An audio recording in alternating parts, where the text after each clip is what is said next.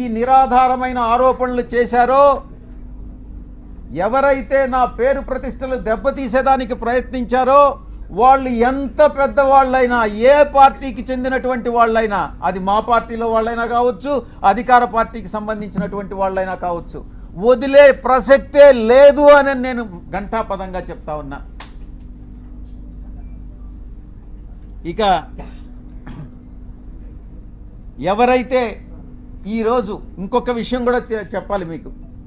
ఎవరో ఒక వ్యక్తి, ఇద్దరు మోటార్ సైకిల్ మీద నిన్న విజయవాడకి మా ఇంటికి వచ్చారట. ఆ ఫోటో కూడా వీడియోలో రికార్డ్ అయింది. వీడెవరో తెలుగుదేశం పార్టీకి చెందినటువంటి ఒక లేడీ, ఒక పురుషుడు.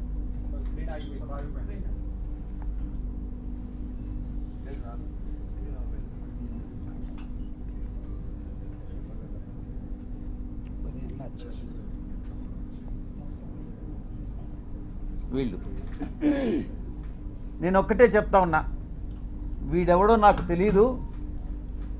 వాడు ధైర్యంగా వచ్చి విజయసాయిరెడ్డి వాడు ఉండాడా ఇక్కడ, పారిపోయాడా అని అన్నాడంట. ఎక్కడికి పారిపోయాడు అని అన్నాడంట. వాడెవడో నాకు తెలీదు. వీడు డెఫినెట్గా తెలుగుదేశం గుండా అయి ఉంటాడు. ఆ గుండా వెనుక ఒక అమ్మాయిని కూడా తీసుకొచ్చాడు. నేను ఒక్కటే చెప్తా ఉన్నా, ఎవరైనా కూడా, నేను ఈరోజు ఇక్కడ వచ్చాను, నాకేం సెక్యూరిటీ లేదే, ఏ ఒక్క పోలీసు నా దగ్గరికి రాలేదే, నాకు పర్సనల్ సెక్యూరిటీ కూడా లేదే, నేను ధైర్యంగా వచ్చా. వీడెవడో టైం చెప్పి నువ్వు ఫలాని దగ్గరికి రా అని చెప్తే ధైర్యంగా నేను ఒక్కడనే వెళ్తా. ఈ రకంగా ఏదో వచ్చి నేను భయపెట్టేస్తాను, నేను కొట్టేస్తాను, చంపేస్తాను అని ఈ రకంగా భయపెడితే తాటాకు చప్పుళ్ళకు భయపడేటటువంటి వాడిని కాదు అని నేను చెప్తా ఉన్నా. పత్రికాముఖంగా చెప్తా ఉన్నా, వీడికే చెప్తా ఉన్నా. నువ్వు టైం చెప్పరా, నేను వస్తా, లేదా నువ్వు మా ఇంటికి వచ్చి వాడు విజయసాయిరెడ్డి గారు ఎక్కడ అన్నావు కదా, నువ్వే చెప్పు, మీ ఇంటి అడ్రస్ చెప్పు, నేను వస్తా, చూసుకుందామని అన్నటువంటి విషయాన్ని నేను చెప్తా ఉన్నాను. నేను దీన్ని బట్టి ఒకటే అర్థం చేసుకోవాలి, ఏ ప్రభుత్వం అధికారంలో ఉన్నా, ఏ కూటమి అధికారంలో ఉన్నా, మేము ప్రతిపక్షంలో ఉన్నా, భయపడే ప్రసక్తి లేదు. మళ్ళీ తిరిగి వైఎస్ఆర్ కాంగ్రెస్ పార్టీ 5 సంవత్సరాల కాలంలో మళ్ళీ అధికారంలోకి వస్తుంది. మధ్యంతర ఎన్నికలు కానీ వస్తే మళ్ళీ కూడా అధికారంలోకి వస్తుంది.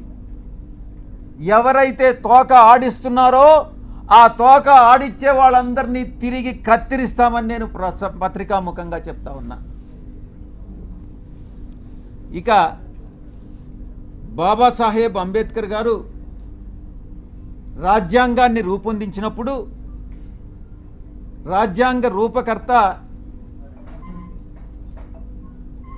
4 స్తంభాలని నిర్మించారు. 1 పార్లమెంటు, 2 బ్యూరోక్రసీ, జ్యుడిషియరీ, ఆ తర్వాత మీరు 4th పిల్లర్ ప్రెస్. ఏంటి